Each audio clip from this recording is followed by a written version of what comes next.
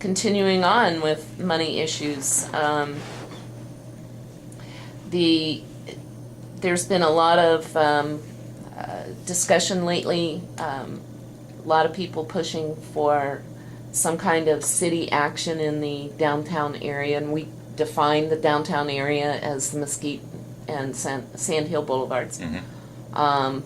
A lot of people commenting on Mesquite Citizen Journal stories want the downtown blighted areas cleaned up. A lot of those are private properties. Yeah, absolutely. Have at it, buddy. So, to the extent that they're city-owned properties, we absolutely have a responsibility to keep them cleaned up and looking good. There's no question about it.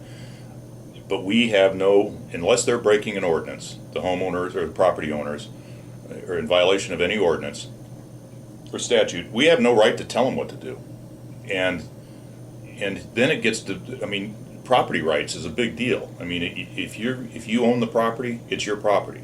And the city has, there's limitations of what rights they have with respect to your property, and rightfully so. And I don't advocate eminent domain, nothing. That's not we don't. Having said that, would I like to see downtown looking better than it is? Absolutely. I'd like to see the whole town looking better. And to me, the best looking building in town is one that's got a tenant in it, a business that's operating. Good point. And whether it's in downtown or up in Calais Center, I don't care. I think it looks horrible where all those buildings are empty up there. It looks as bad to me as it does down here with the shack that's getting torn down over here. Yeah.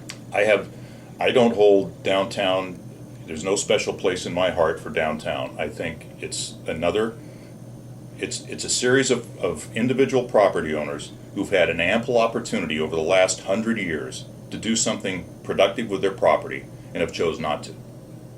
Okay. And that's their choice. But they could have done something. They could have sold it at a lesser price to somebody who was going to do something.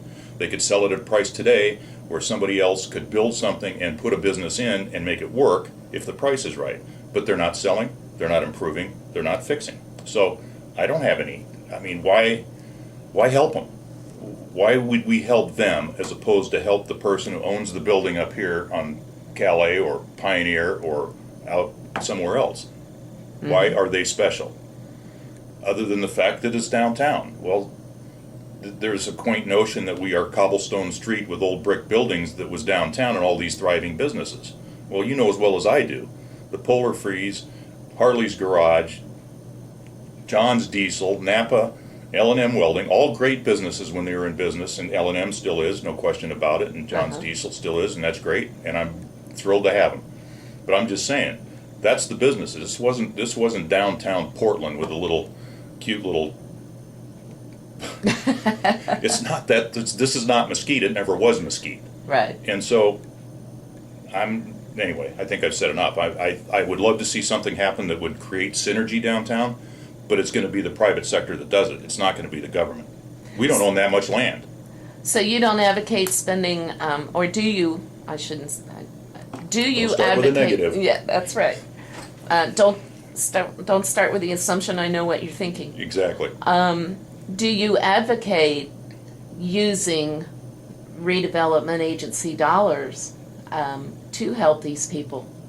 There's a kind of a tug of war between using the remaining $2.5 million in the RDA fund to use that on a proposed indoor sports complex, events complex, versus using it to clean up some of the downtown area.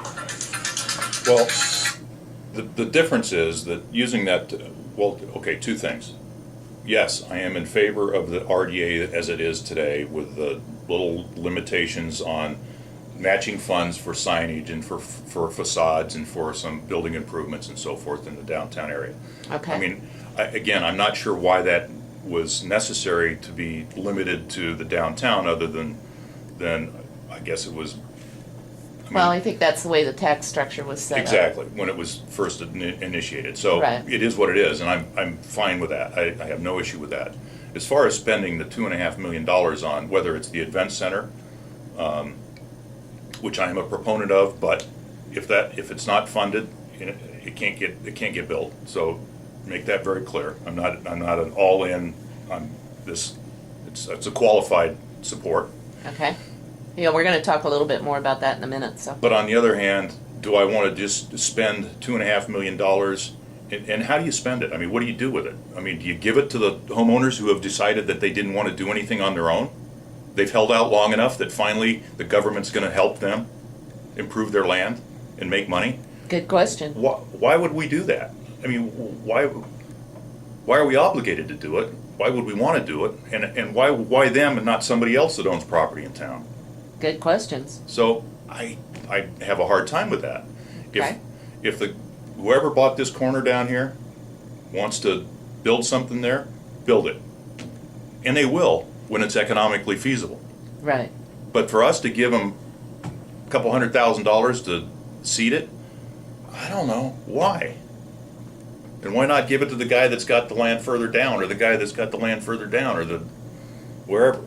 Well, and I think those are, pretty interesting questions because they do, the whole situation poses a lot of quandary for the council and the citizens.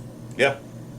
So, I think those are all questions that haven't been answered, and I don't know that there is an answer. No. My personal opinion. And I've been to a lot of these towns that have the revitalized downtown.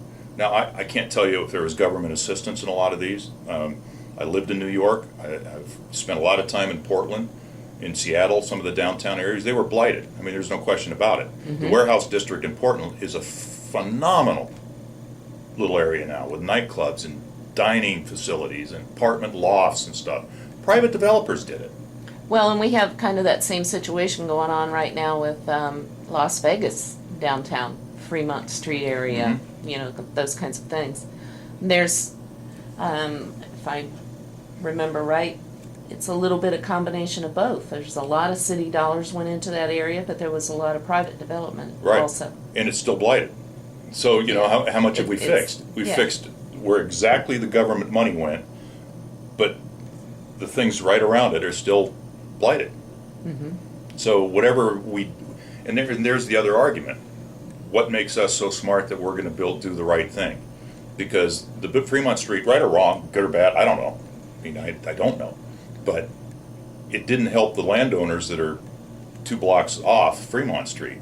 There's still run-down motels, crack hotels that have bars on the windows. Yeah. That's it. Yeah.